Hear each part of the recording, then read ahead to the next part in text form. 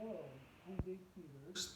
I wanted to speak to you today about finding hope in challenging times.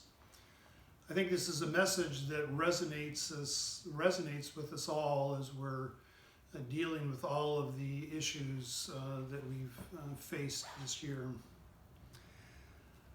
For the last 16 years, I've worked with the sick and the dying. It was 10 years as a pastor at Good Shepherd, and now I'm working as a hospice chaplain.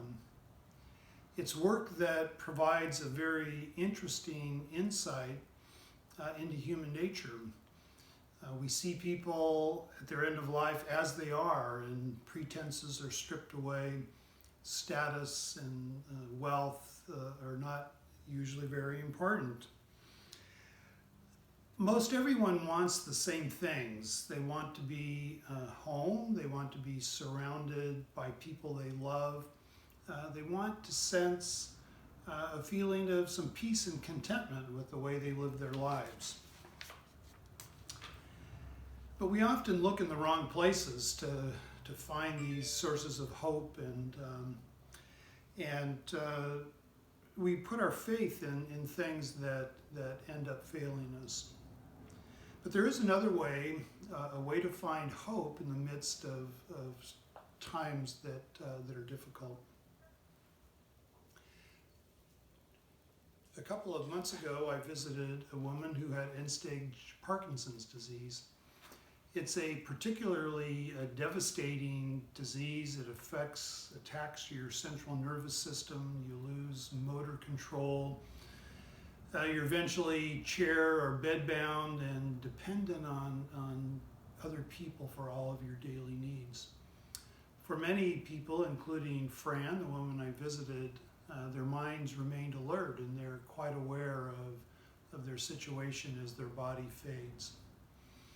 I went to see her. She lived with her daughter, just the two of them, and when I arrived, the daughter brought me into Fran's room and she left us alone.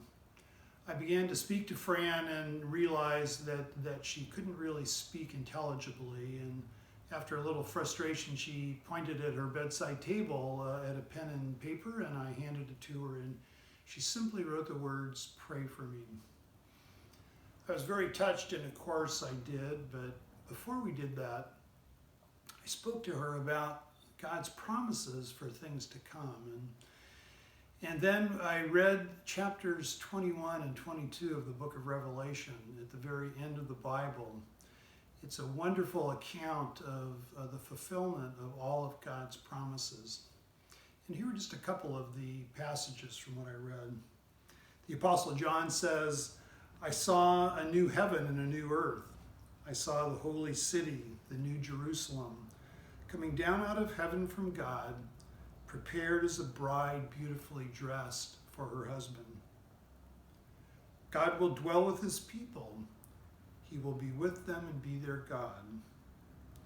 He will wipe every tear from their eyes. There will be no more death or mourning or crying or pain, for the old order of things has passed away."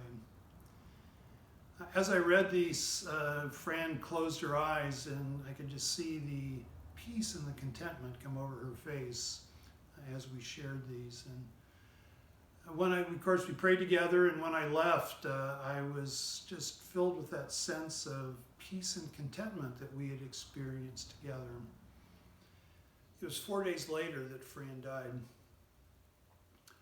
I'd like to look back on the afternoon that I spent with her and to just as a reminder that we can find peace and hope even in difficult times.